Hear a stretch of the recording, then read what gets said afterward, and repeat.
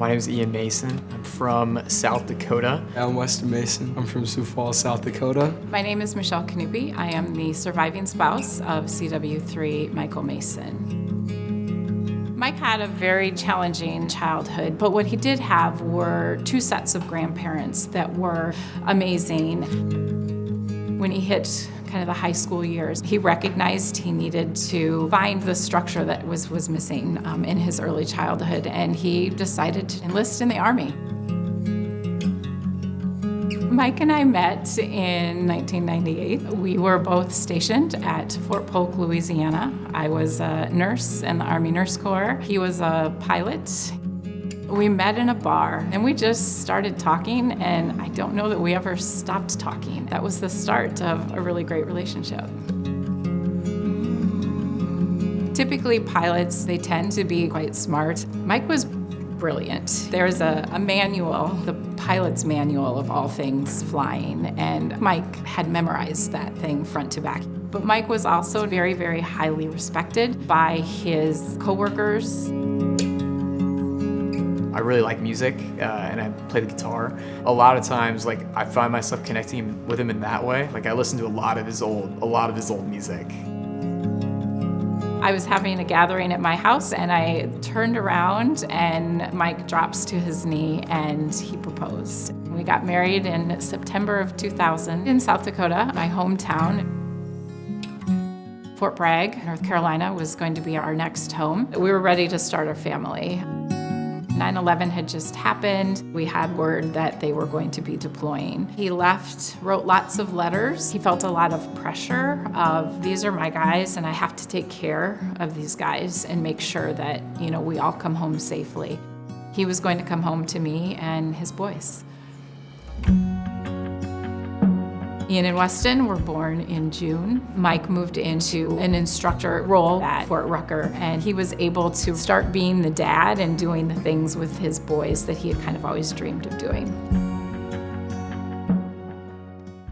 Mike cut his finger while he was mowing, and it was bleeding a lot more than it should. A couple days later, he comments about he has a lot of bruises on his chest and on his arms. We had just moved.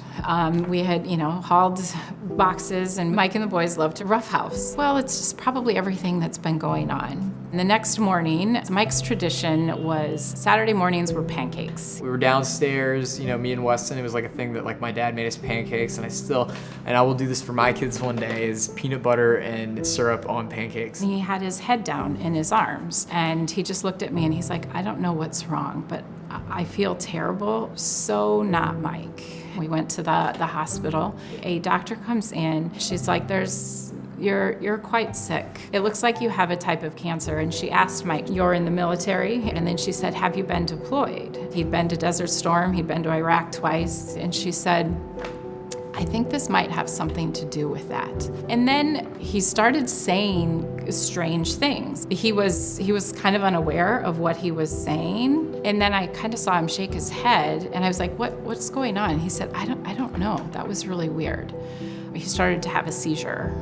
They rush him down to, they're gonna do a CT scan, and they said, your husband has had a massive brain hemorrhage. There's nothing we can do. He's not going to survive.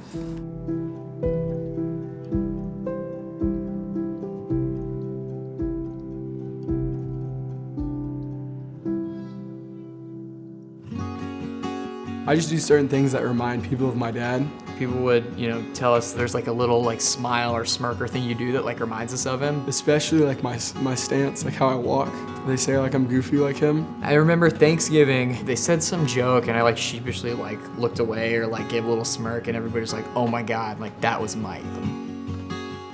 Mike's last words to me were, take care of our boys. Taking care of our boys meant building that community of support that had become so important to us. So we moved back to South Dakota. Growing up in South Dakota, a lot of what we were doing was, hunting, fishing, being outside. There were a lot of ups and downs and trying to process grief. It was just us three like against the world. My brother is my best friend. There's nobody that comes close to him, and then my mom's also my best friend. There's nobody that comes close to her in my life.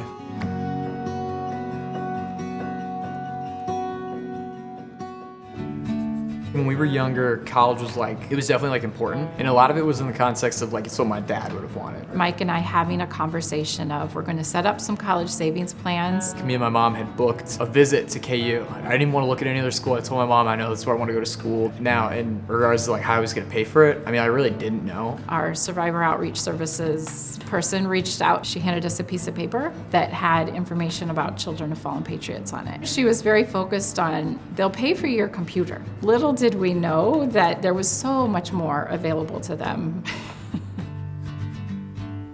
I remember getting on the phone and telling her how much money I was gonna have left after everything, and it was gonna be quite a bit. And she's like, we got it. Like, we got it. And I'm like, all of it?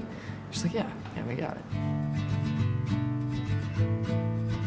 At the end of my freshman year, Fallen Patriots invited me to the City Symposium. 30 scholars come to New York City, and you basically connect with all the big banks on Wall Street, and they're just there to like educate you on what they have to offer. They knew I was interested in finance. That was when it really flipped. This is the career I want. This is what I want to do, and I'm not gonna stop until I get it. This summer, Ian started his internship at RBC. It was a really competitive group of students. When Ian had these dreams of coming to Wall Street, coming from a small town, we don't know anybody in New York City. I don't have any connections. I don't know anything about the world of finance. Ian just showed up, worked really hard. Everybody liked him. I remember walking outside with one of the people on the desk and her telling me, we really liked you in this short amount of time and like, we're gonna be happy to have you on the team. And she had absolutely no idea what this meant to me. And all I wanted to do was call my mom. I get on the phone and she's like, hello, like, Mom.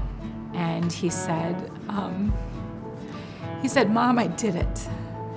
I just said, I did it. And she knew.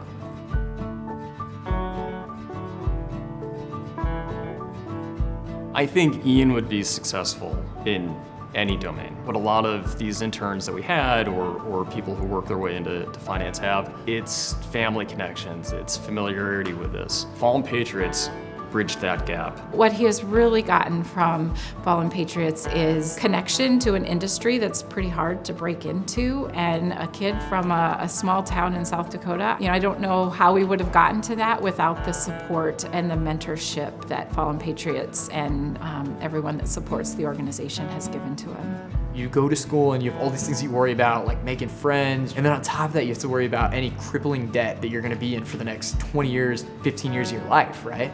And for me, it's like, oh, that is not one of the things that I have to worry about. And you recognize how big of a deal it really is. They believed in me when I thought, people didn't. I go to school at West Point. I'm going into my junior year. So 2 more years and then 5 years, I'll be active duty. I'm thinking I'd like to fly planes. I think it'd be cool to follow my dad's footsteps. Being in a leadership role where I can take care of people and lead from the front, that's exactly what I want to do. This organization and everything that it's brought with has kept my dad's dream alive and has taken care of me in a way that he would have done for me and Weston if he was still around. I've worked really hard to take care of our boys, but I think ultimately Mike has done it in his ultimate sacrifice and what Children of Fallen Patriots is now doing for Ian and Weston. Everything that I do is called to something greater because of all the people that are there and rooting for me. You're called to something greater. I don't think there's any other better way to put it.